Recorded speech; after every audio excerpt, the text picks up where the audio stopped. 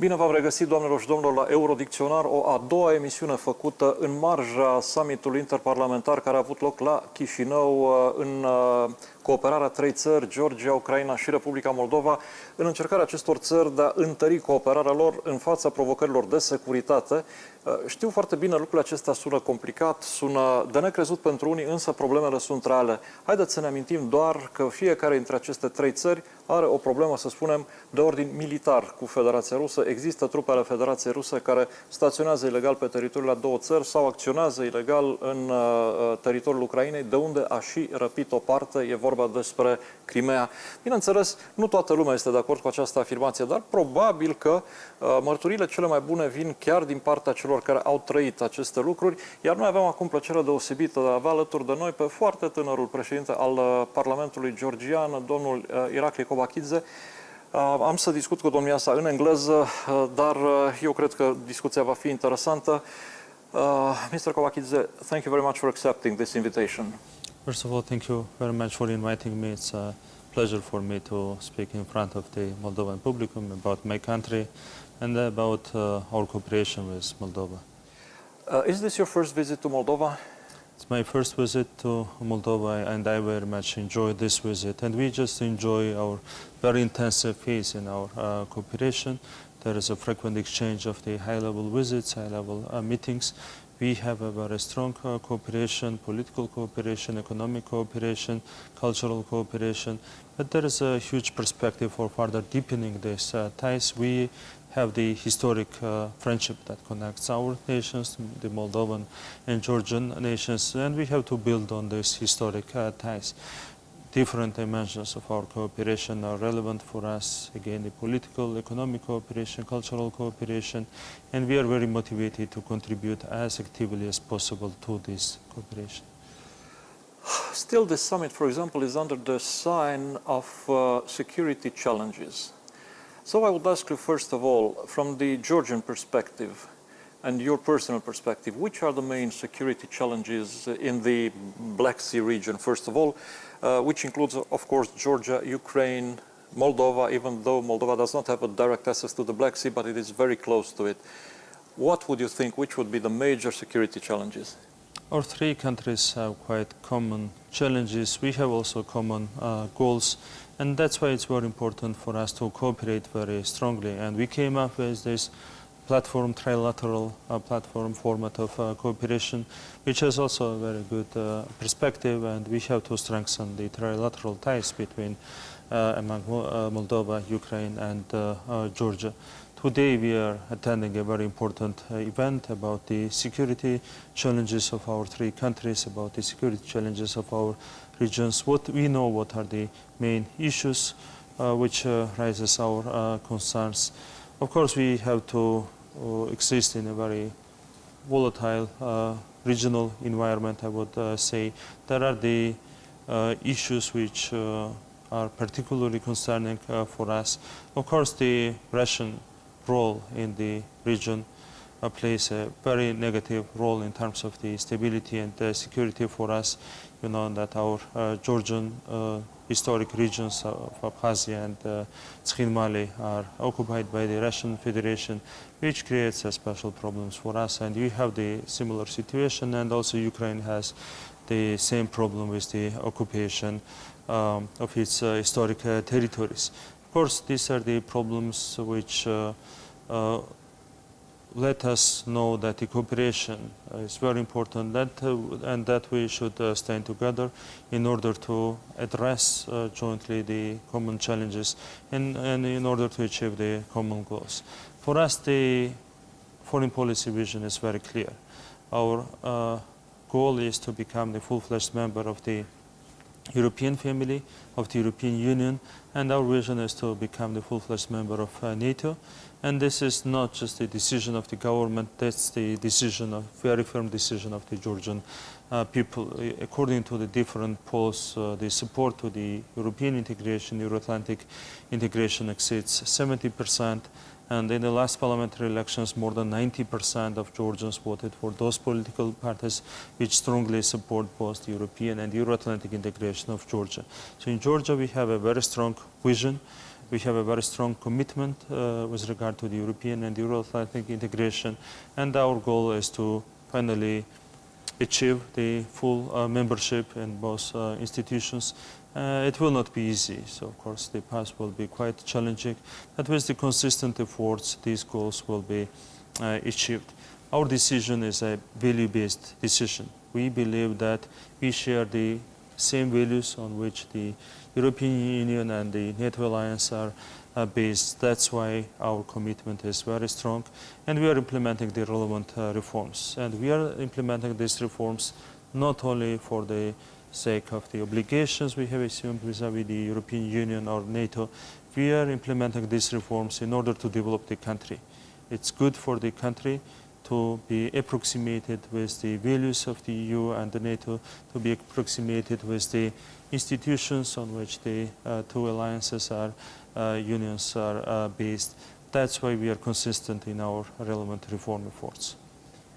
Your situation looks quite similar, and your goals look quite similar with the goals of Ukraine, which also wants to join the European Union and NATO as well. But there is a slight difference between these two countries and Moldova. Moldova would also like to join the European Union, but to preserve its neutrality, as long as internal factors would rather show that the population is divided. So NATO is not quite a common issue. Under these circumstances, how could this platform work together? Because yes, within the Eastern Partnership, the three countries, they really tend to get to the European Union. Will this NATO issue make a difference? Could this somehow disrupt your common platform? Our trilateral cooperation will be developed under the umbrella of the Eastern Partnership and European integration. So that's the vision that our three parliaments have, and on this platform the new format of formats of cooperation will be based, and that is a very strong basis for having a very strong cooperation. Again, the European integration is the top foreign policy goal for our three countries, and we should stand together in order to achieve this goal. Another challenge again is for us the Russian Federation, which creates the problems, of course, in our three countries. We are implementing the so-called pragmatic policy towards Russia, which is widely accepted and supported by our Western partners. We know from the experience of the previous government to what results the non-pragmatic policy can lead. We learned from this experience of the previous Georgian government, and now we are implementing the pragmatic policy towards Russia. Of course, the challenges remain, but with our clear vision and policy, we managed to achieve much higher grade of the national stability and security. And again, we are now contributing even to the broader regional stability and security, and that is the outcome of the clear vision and the policy which is implemented by the Georgian government. Speaking about the Georgian experience, it's quite clear that military issues are common within the three countries. Could you please tell us a bit about another aspect of security issues, the security of the informational space? Did Georgia have to deal with the destructive effects of the Russian propaganda, for example?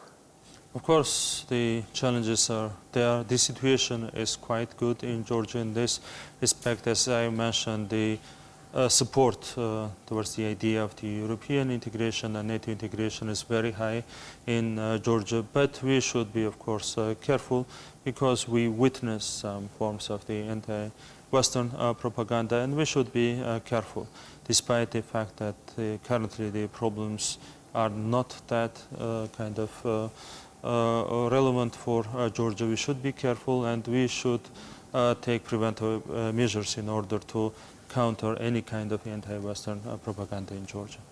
You know probably very well that not long time ago in Moldova, a new regulation within the audiovisual was introduced, which bans actually the retransmission of certain kind of Russian TV products, such as news, military analysis, or political talk shows. They cannot be retransmitted anymore on the territory of Moldova.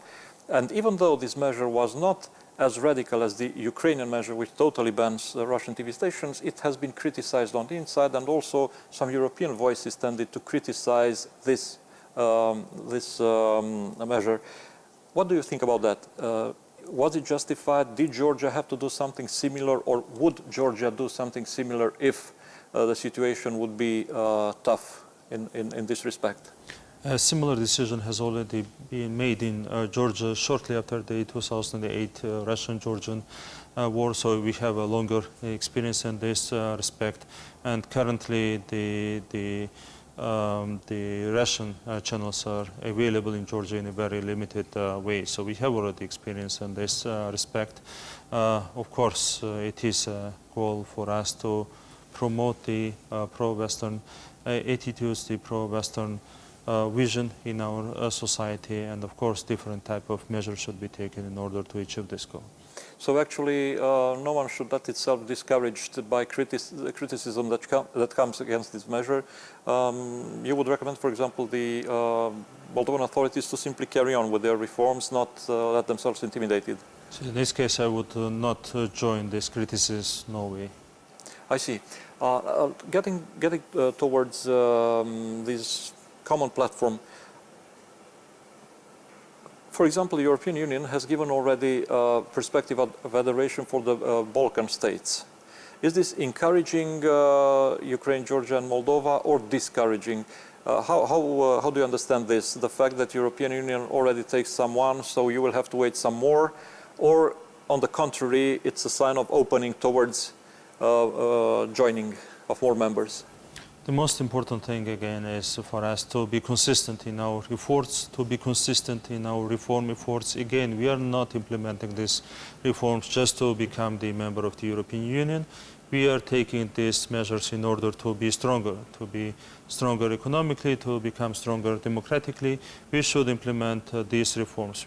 That's a kind of no-lose game. We are not losing anything by taking the relevant measures, by implementing the reforms. That's why we are very consistent in our efforts, and I think the same approach should be applied in our friendly countries. Well, it looks quite easy for Georgia and Ukraine, in which indeed the government, the parliament itself has a strong support on behalf of the population. You've already told us that somewhere above 70% would support your pro-European and pro-NATO orientation. The situation, unfortunately, is not similar in Moldova, where things are split almost into half, and there is a problem between the head institutions of the state. The president has a pro-Russian approach, the government and the parliament a pro-European, pro-Western approach. Is there any advice you could give, any, I don't know, point of view upon the possibility to carry on the Western way as long as at least half a population and the presidency tries to drag Moldova back towards Moscow? It is really important to let the people learn more about the benefits of the European integration, benefits of being the full-fledged member of the European family. It's important to raise the awareness of the population. We are devoting a lot of efforts to this, to the relevant measures. It's really important to raise awareness, because again, if there is a propaganda against the Western values, you should counter it with your own measures in order to raise the awareness of the population. So that would be the advice in this respect. You probably know that at the end of this year, in autumn and winter, there will be elections, parliamentary elections in Moldova. Let's take the worst case scenario. Let's discuss about the situation in which, for example, the socialists will come into power and they will become actually the ruling power in Moldova. What will happen with the partnership? What will happen with this trilateral platform of pro-European effort, for example? Because it's quite obvious that the socialists and Mr. Dodon would never support this platform anymore. I cannot interfere into the domestic affairs of even of our friendly countries. It's up to the Moldovan people to decide about the election results. It's up to the people. It's the democratic decision of the Moldovan people. But I would like to express my hope that this decision will not create any obstacles on the path towards the European integration of Moldova. I'm quite sure on that. Could you cooperate, for example, further with the pro-Eastern parliament or government in the Republic of Moldova? I mean, Ukraine and Georgia together, would they keep trying to Of course, make the trilateral working? Of course, the cooperation is much stronger if it is based on the same vision, on the same values. Of course, the different kind of developments can affect positively or negatively our relations. Of course, the historic friendship between the two nations, Moldovan nations and Georgian nations, will not be affected by anything. But as for the political relations, of course, there is a possibility to influence it negatively or positively, considering the different type of electoral results. We are again hopeful that the people's decision will promote the European integration of Moldova. On the other hand, the results could also be influenced by the fact that there would be an opportunity, for example, for the pro-European parties of Moldova after the elections to create some kind of alliance or cooperation to keep actually the majority in the parliament. But so far, we've seen also at this meeting, some of the pro-European parties were outside protesting. Is this normal? Do you find this a normal behavior, or do you rather think that pro-European parties should put aside internal competition in order to keep the Western vector working? Well, it's quite familiar also for Georgian development. Of course, you can have the similar vision in terms of the foreign policy, other issues, but you can have the many controversies as political parties, even representing the same platform with regard to the foreign policy. So that's democracy. The main thing is that, for me, that the Moldovan Western course remains unchanged, and I would like to once again express my hope in this respect. Getting back to the problems of the Black Sea region, Georgia, for example, expresses its strong will to be a part of European Union and NATO. And there is also Turkey, which is waiting at the gates of Europe for so many years already, losing its patience, and also having a quite ambiguous position as a NATO member, but also being more and more friendly to Russia. Do you think that these tribulations in Turkey could somehow affect the stability in the region of the Black Sea? We have very friendly relations with Turkey. We have strategic relations with Turkey. We have a very intensive economic cooperation. Turkey is one of the main trade partners for Georgia, and we will do our best in order to keep this very strong cooperation between Turkey and Georgia. So that's our priority, and we will act accordingly. So the fact, for example, that Mr. Erdogan has a good relationship with President Putin is not a reason for, I don't know. There are also many other cases where our friendly countries have positive relations with the Russian Federation, which is normal in politics, but we keep very good and strategic relations with these countries. It's for the second or the third time you are speaking about the pragmatic policy promoted by Georgia. Would you explain a bit what does this exactly mean, the word pragmatic? Because in Moldova, for example, some of the population would like a more firm stand of Moldova, although the actual government already has some firm attitudes and positions towards Russia. For example, what exactly do you mean by pragmatic? Well, with the Russian Federation, we applied two different formats of negotiations. We managed to achieve some progress in terms of humanitarian relations, in terms of economic relations, trade and transport, which is thanks to this pragmatic policy. As for the political side of it, we have quite limited progress. There is even a negative trend in occupied regions, in Abkhazia and in the Tskhin Valley region. We witnessed a quite negative humanitarian situation. The human rights situation is further worsening both in Abkhazia and Tskhin Valley region. The closing the crossing points on the administrative border, creeping annexation. These are the problems. Of course, the challenges and problems remain, but thanks to the pragmatic approach, thanks to the consultations, which is again widely accepted, supported by our Western partners, we managed to achieve the higher grade of stability and security. These are the major achievements of the new government in Georgia. You know, for example, the fact that Moldova is requesting the total withdrawal of the Russian army from the Moldovan territory, from the Transnistrian territory. This will not happen. Or at least the Russian part does not give any sign that it would finally withdraw the remains of the 14th Russian army. What exactly is the Georgian experience in this respect? How would Georgia deal with its occupied territories, Tsinghvali and Abkhazia? What's the pragmatic approach of that? Well, again, as for the political progress, it's just limited. It's nearly zero. We have the same problems in terms of increasing militarization, both of Abkhazia and Tskhinvali region. These are the challenges. So finally, we are hopeful that at some stage, our pragmatic policy towards Russia will be responded by the pragmatic policy from the Russian side.